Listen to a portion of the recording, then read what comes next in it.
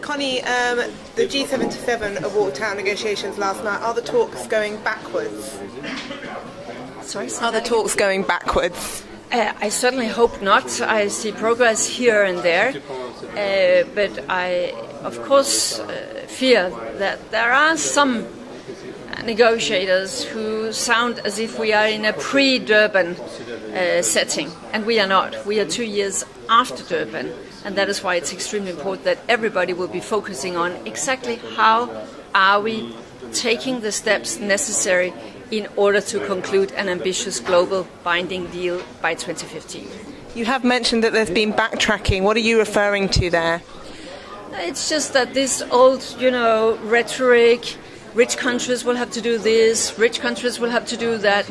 It's all very true, but in the world we are trying to create for after 2020, that has to be a world where all try to do their fair share. Of course, rich countries, developed countries will have to do more than poor countries. It goes without saying. That's also why we are contributing to financing, for instance.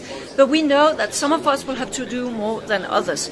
But it's just the world cannot tackle its climate change challenge if only those who were developed countries back in 1992 commit to do something and the rest still do not commit. Everyone has to contribute their fair share. And, of course, not the least, the other big emitters. That is key.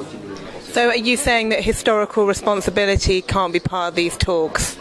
I think that when some of us will have to contribute to financing while others are not, that, of course, reflects some kind of historical responsibility. We know that some of us, our countries, contributed more to the problem than others.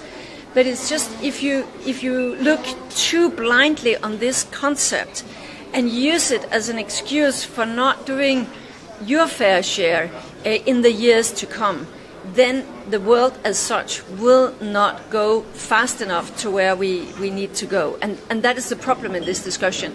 I do not say that it's not and cannot be an important component, but it cannot be the component that's sort of around which everything circles, because then we will not go far enough. What about loss and damage? You've made it clear that you won't accept compensation.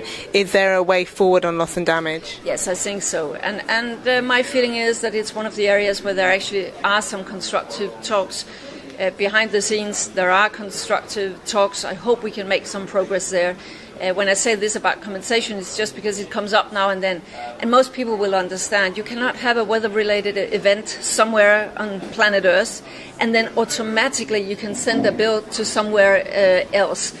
That will not work for obvious reasons. But, of course, between doing nothing and doing compensation, there are lots of potential landing zones, and that's what we're trying to identify.